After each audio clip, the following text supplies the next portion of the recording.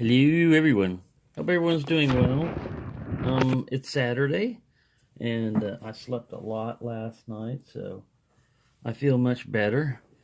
Today, I only received in one padlock. It's this Sisa, made in Italy. It's 1.598 pounds, or 0.725 kilograms, or 725 grams, 25.50 ounces.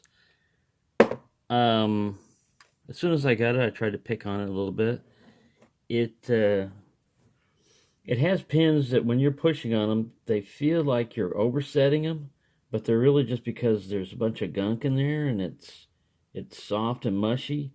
And when you finally do keep going with it, you'll get a click, which means that you've set the pin, or you've gone too far and overset it. But it'll give you a false set and everything. Anyways, I messed around with that one. Before I got that one, I had this Sisa, which is like it, but a little bit smaller. It's 1.059 pounds.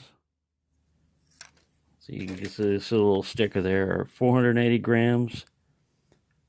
So it's also tough. I'm just going to give you a little update on the different locks that I've got in and what went on with them.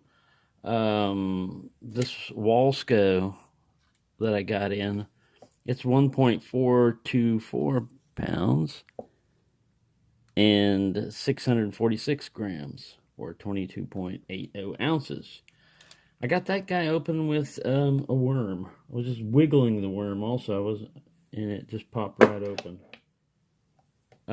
This little WB, I single pin picked him counterclockwise. Man, it was a fun pick. It was a tough pick, but I got it open.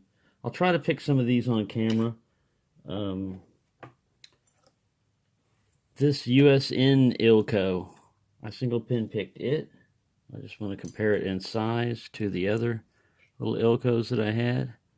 It's like pretty big. Anyways, I got him open. I didn't think I showed the key before. It was a very ornate little Ilco key there that came with it. That Corbin that was all green and everything. This is after a day and a half in vinegar, and I just took a wire brush, and just brushed this off. And the shackle moves a little bit now. I've got it to where it can move. And I haven't picked this one open yet either. I've tried. Not a long time on him. Now, this USN Corbin came with a key. And I thought, cool. It did tell me something. It told me that it's key retaining, and it only opens counterclockwise. That's why I was having such a hard time picking it. I know WBs go counterclockwise, but this one would only go counterclockwise. And guess what?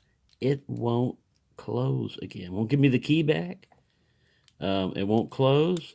I also learned that I only have one locking lug that I've got to deal with. So if I could get a shim down there on this guy, the other USN octagonal type Corbin that has a stupid green hasp. Yeah, I can cut it off. I mean, I cut the hasp off and not mess with the lock, but I wanted to pick it open if at all possible.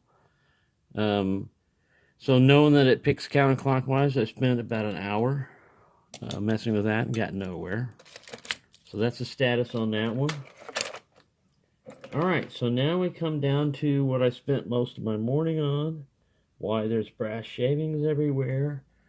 And what a pain in the butt this guard is. This is it, that rusty one after sitting in there. I could get the shackle to move slightly down a little bit, but it's still rusted and welded like crazy.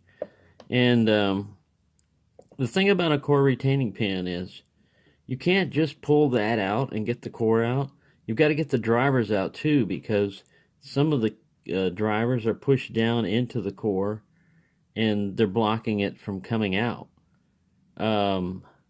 this thing has huge plugs on them. And the drivers, I still haven't gotten to the springs. I've drilled, I took one of these screw extractor sets.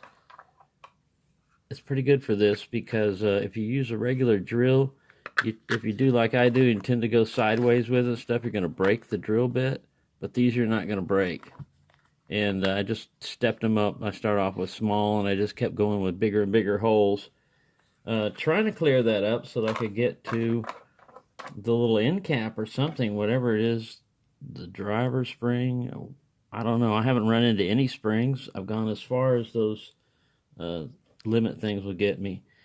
And I still can't get this thing apart. This morning it physically wore me out. I went to sleep. My arms are tired and everything. I took another nap, but I've gotten nowhere on that guy other than a lot of brass everywhere. So that's kind of a little update on the different ones. Later on I'll try to do, I'll pick one of these vintage ones that I got out, maybe this Walsco. Might do him. And like I said, these guys right here, if I'd have filmed any of it, it would have made a good Naughty Bucket Friday but they're, they're just new, but they're going into the Naughty Bucket because they're being naughty. But they're cool. I like old padlocks, big old brass padlocks and stuff like that. And yeah, so there you go. Happy picking, everyone.